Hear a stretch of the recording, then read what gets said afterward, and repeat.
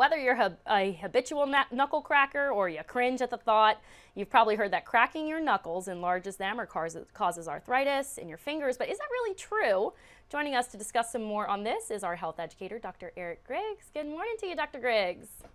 Good morning. Good morning. Even as we were just chatting in the break before, I'm cracking my knuckles all the time. It's almost like a nervous tick, I guess. So talk to us about this. Am I going to end up with witch's fingers as I grow older? His fingers are absolutely not. It turns out that's a myth that's been passed down and perpetuated by those that are annoyed by people that crack their knuckles. It won't cause your knuckles to get bigger. It's not linked to arthritis. It's actually, there are a couple theories out there saying it was gas bubbles, and they're kind of right.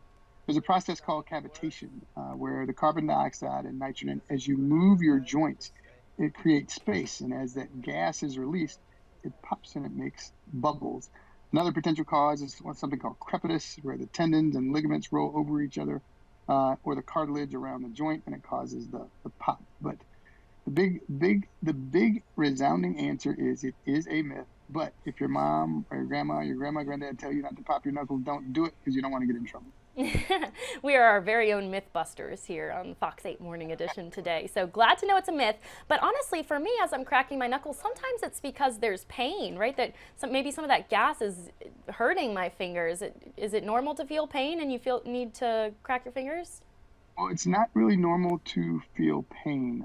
Typically, people that have more flexible joints tend to crack their knuckles, or people with joint stiffness. Now, if there's a pain or it's a habit that you continually do, you might want to talk to your healthcare provider to look into it.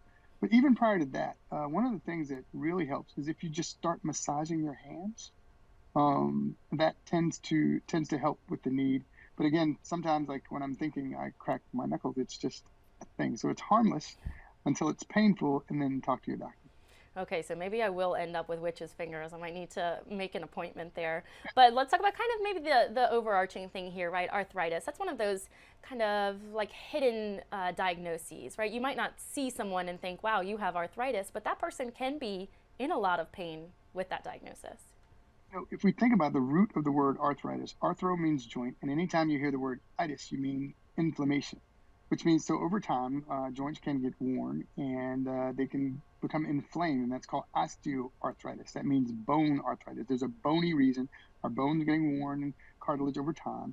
Our bones get worn over time and cartilage moving over time that cause the swelling. There's rheumatoid arthritis that is genetic. And if you think about it, pain in joints, if there's injury over time, with scar tissue, it can lead to inflammation. And what happens is, as you get the itis and the swelling inflammation, that's when you get the pain. So it's something that can happen naturally over time. But again, it's something to talk to your doctor about. You can get x-rays, get follow-ups, and just find the root cause, but not from knuckle popping.